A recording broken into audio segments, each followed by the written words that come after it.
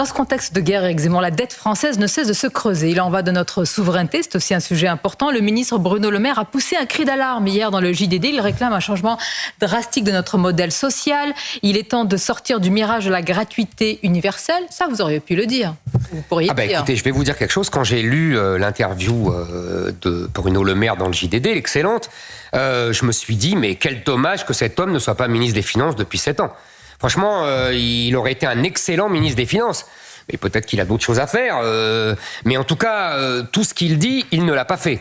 Il a même fait le contraire.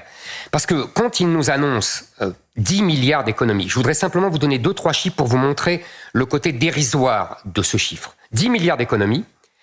Il a fait voter un budget avec des dépenses pour 2024 de 495 milliards. Si on ajoute les dépenses sociales et les dépenses des collectivités locales, en tout, ça fait des dépenses publiques qui évaluent à 1500 milliards. 1500 milliards.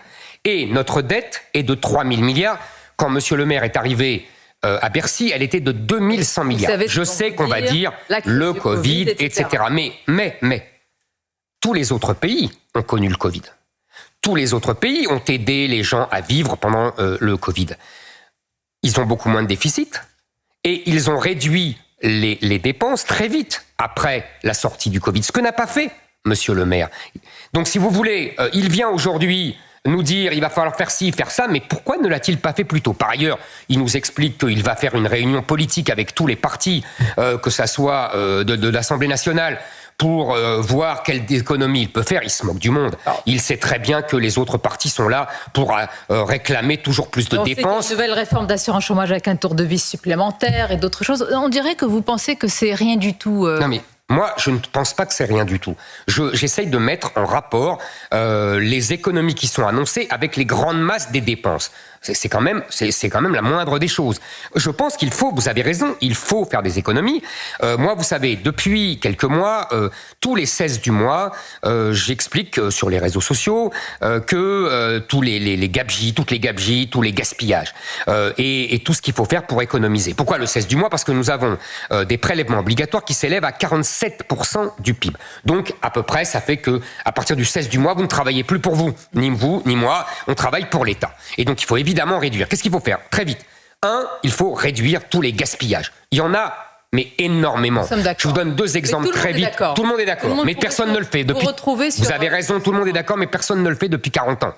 Quand même, il y a des gaspillages énormes. J'ai cité la dernière fois cette fête pour le bicentenaire de la Caisse des dépôts qui coûte 3 milliards d'euros. Avec 700 000 de petits 3 millions d'euros, pardon, vous voyez. Éric Zemmour, vous avez raison. C'est pas ça qui va faire de la France un pays vous avez tout à fait raison. Et réindustrialiser. Vous avez tout à fait raison. Ça, c'est les gaspillages. Mais il y a aussi un grand plan d'ensemble. Si vous voulez, je pense que le service public a été absorbé par la technocratie.